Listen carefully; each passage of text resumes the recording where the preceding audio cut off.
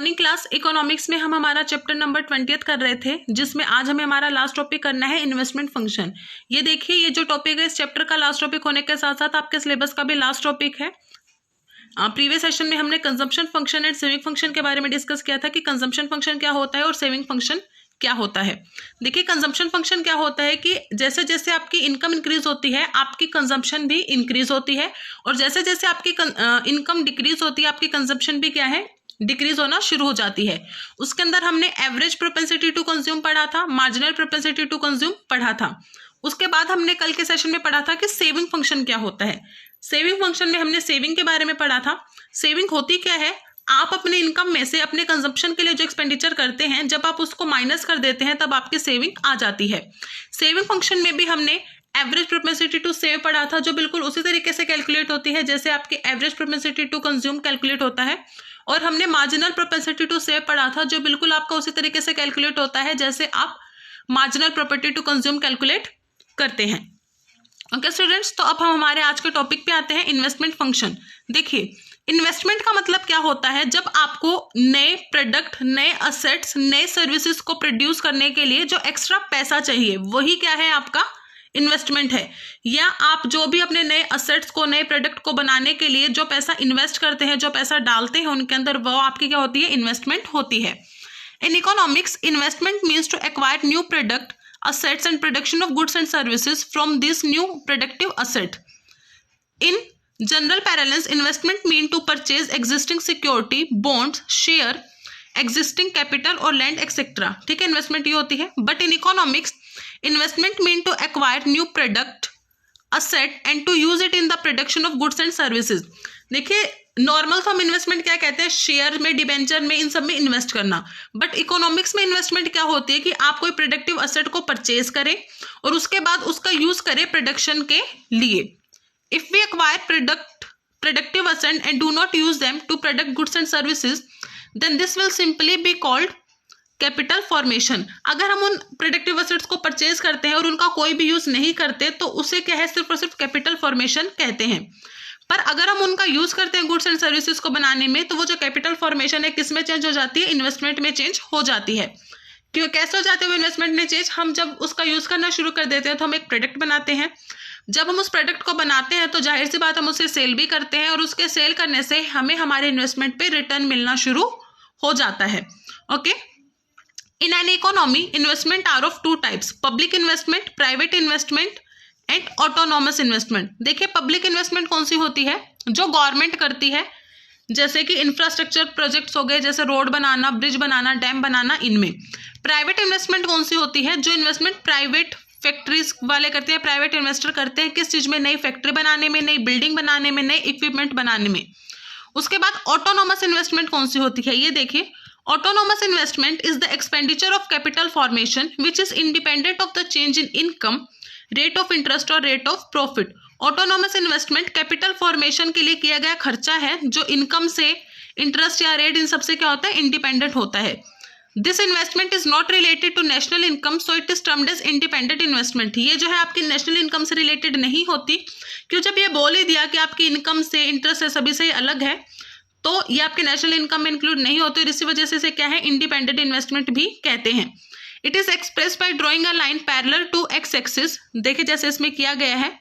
Normally this type of investment is made by government in the form of public utility work like road, dam, canal etcetera. इसमें क्या जाता है, ये autonomous investment curve IIA is parallel to X axis. This shows that all level of income it is constant. ये क्या show करता है, अगर ये एक्स एक्सिस के पैरेलल है, कि ये जो है हमेशा आपका कांस्टेंट रहेगा।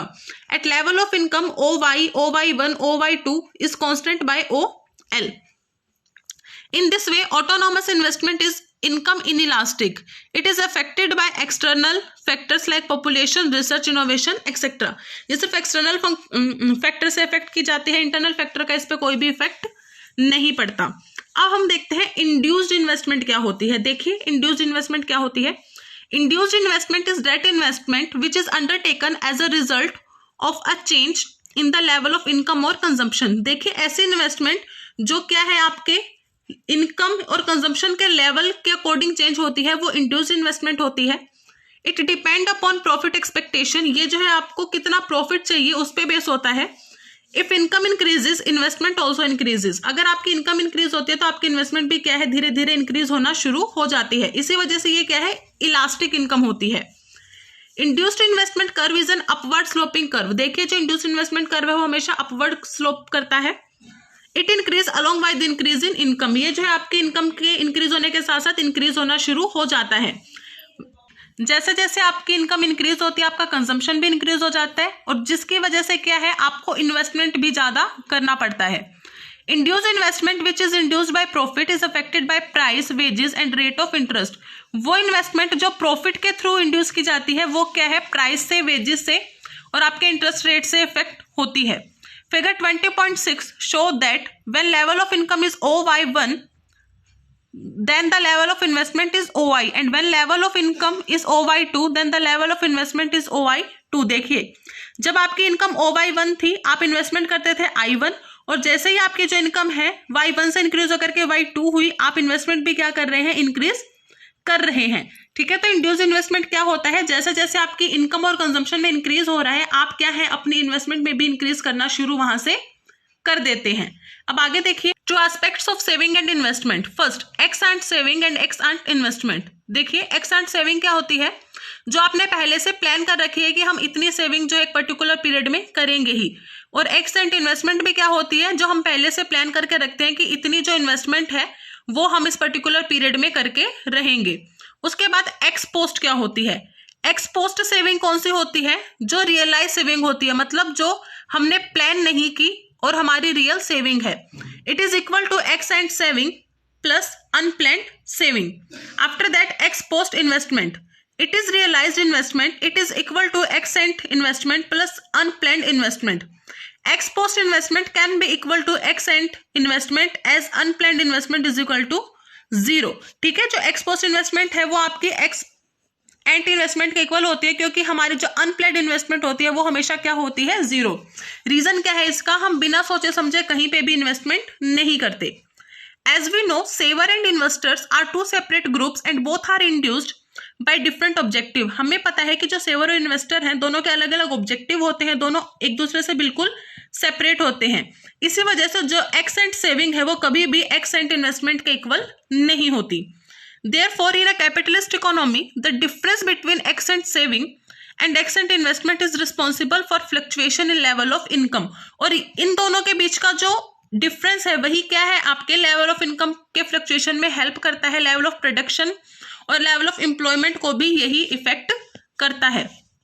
अब वो टू पॉसिबिलिटीज देखिए। When X and investment is greater than X and saving, जब आपके X and investment जो है ज्यादा है आपके X and saving से, suppose entrepreneurs intend to invest rupees 50,000 crore, the X and saving of the family is 45,000 crore. देखिए entrepreneur invest कर रहे हैं 50,000 पर जो सेविंग है वो 45,000 करोड़ है। In this situation aggregate demand is greater than aggregate supply. To bridge the gap entrepreneur will employ more resources to increase production. इस गैप को कंप्लीट करने के लिए जो एंटरप्रेन्योर है वो क्या करता है, ज्यादा रिसोर्सेज लगाता है प्रोडक्शन में। This will raise national income, equilibrium shall not be attained by equalising saving and investment. इससे क्या है, हमारी नेशनल इनकम तो इंक्रीज होती है बट जो इक्विलिब्रियम की पोजीशन है जहां पे सभी चीजें इक्वल हो वो हम अचीव नहीं कर सकते। नंबर सेकंड कंडीशन क्या है, when ex ante investment is less than ex ante saving. जब आपके जो एक्स एंड इन्वेस्टमेंट है वो आपकी एक्स एंड सेविंग से लेस हो। Suppose entrepreneurs like to invest rupees 45,000 crore and family saving are of rupees 50,000 crore. ठीक है, अब आपका इन्वेस्ट 45,000 करोड़ कर रहा है बट फैमिली सेव कितना करती है, 50,000 करोड़ करती है। In this situation aggregate supply is greater than aggregate demand. इसमें क्या है, आपकी सप्लाई ज्यादा है और डिमांड कम है। In this situation stock of unsold goods pile up with entrepreneurs. इस केस में क्या होगा, सामान बिना बिके ही रह जाएगा। Therefore, entrepreneur will reduce the level of employment and produce less and ultimately reduce the level of income। इससे क्या होगा, जो लेवल ऑफ एम्प्लॉयमेंट है वो भी कम होगा और लेवल ऑफ इनकम भी क्या होगा, कम होगा। Thus in turn, it will reduce the saving and ultimately saving will be equal to investment। इससे क्या है, जब एम्प्लॉयमेंट ही नहीं होगी तो क्या है, आपकी सेविंग धीरे धीरे अपने आप कम होने लग जाएगी, और जब आपकी सेविंग कम होगी तो धीरे धीरे एक लेवल ऐसा आएगा जब वो अपने आप क्या है, इन्वेस्टमेंट के इक्वल आ जाएगी। ओके, अब देखिए मार्जिनल एफिशिएंसी ऑफ कैपिटल क्या होता है। In a capitalist economy investment is induced by profit. एक कैपिटल इकोनॉमी में जहां प्रॉफिट कमाना सबसे बड़ा आपका ऑब्जेक्टिव रहता है, वहां पे जो इन्वेस्टमेंट है वो किस लिए की जाती है, प्रॉफिट कमाने के लिए की जाती है। Therefore investment depend upon marginal efficiency of capital and rate of interest. अब मार्जिनल एफिशिएंसी ऑफ कैपिटल होता क्या है? Marginal efficiency of capital is that rate of discount which make equal supply price of capital और cost of project to expected field of project. ये क्या है marginal efficiency of capital? आपकी वो rate होती है डिस्काउंट की जिसमें आपका जो प्राइस है वो क्या है, आपके फील्ड प्रोजेक्ट के कॉस्ट के हमेशा इक्वल होता है। According to professor Kurihara, marginal efficiency of capital is the ratio between field of additional capital goods and their supply price. क्या है मार्जिनल एफिशिएंसी ऑफ कैपिटल? वो रेशियो किसके बीच में, आपके एडिशनल कैपिटल गुड्स क्या है और उनकी सप्लाई प्राइस क्या है, उनके बीच का रेशियो जो है वो क्या है, आपका मार्जिनल एफिशिएंसी ऑफ कैपिटल यहाँ पे होता है।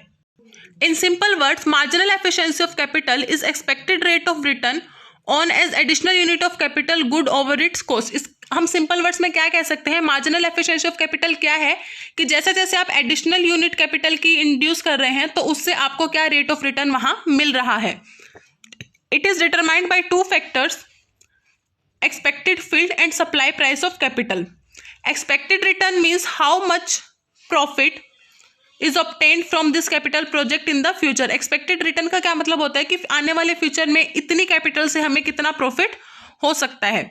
In this way, supply price of capital is the cost of capital project. और जो सप्लाई कॉस्ट है वो क्या है, आपकी रियल कॉस्ट है उस प्रोजेक्ट की, जिसे हम कैलकुलेट कैसे करते हैं, C is equal to R divide by 1 plus r. यहाँ पे आर क्या है, आपकी डिस्काउंट रेट है, ठीक है। और इन सबको हम ऐड करके एन फैक्टर तक हमारा जो है सप्लाई प्राइस ऑफ कैपिटल यहाँ से कैलकुलेट कर लेते हैं। R1 R2 up to Rn prospective yield from first second and up to n years. जो ये n ईयर्स तक है, ये क्या है कि आपको उस कैपिटल से कितना जो है रिटर्न वापस मिल रहा है। फिगर 20.7, ये जो आपकी फिगर है ये क्या दिखाती है, इज ए MEC कर्व। ये क्या है, आपका MEC कर्व है जिसमें एक्स एक्सिस पे इन्वेस्टमेंट है और वाई एक्सिस पे रुपीज है। And MEC has been taken when investment, जब आपके जो इन्वेस्टमेंट है वो इंक्रीज हो रही है OI1 से OI2 पे, तो जो आपकी मार्जिनल एफिशिएंसी है कैपिटल की वो क्या हो जाती है, डिक्रीज हो जाती है। और वो क्या है, आपके OP1 से नीचे OP2 पे आकर के शिफ्ट हो जाती है। इसका मतलब क्या है कि जैसे जैसे आपकी MEC marginal efficiency of capital decrease होगी, आपको अपने इन्वेस्टमेंट में क्या करना होगा, इंक्रीज करना होगा, ठीक है। ये जो है आपके दो फिनोमिना पे बेस है, वो फिनोमिना कौन से हैं देखिए। First, with more production demand for capital increases and quantum of expected yield decreases. जैसे जैसे ज्यादा प्रोडक्शन होता है कैपिटल की डिमांड ज्यादा होती है और हमें जो रिटर्न है वो भी क्या है, जो रिटर्न है वो कम मिलता है।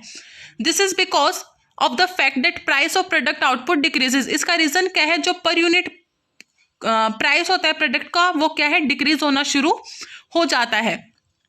Second, demand for capital increases and this increase it supply price. जो डिमांड है कैपिटल की वो क्या है, इंक्रीज हो जाती है और इससे क्या है, आपकी जो सप्लाई प्राइस है वो भी क्या है, इंक्रीज हो जाता है। दैट मीन्स कि कॉस्ट जो है प्रोडक्शन की वो क्या है, इंक्रीज हो जाती है। Therefore an investment increases MEC curve slope downward toward the right.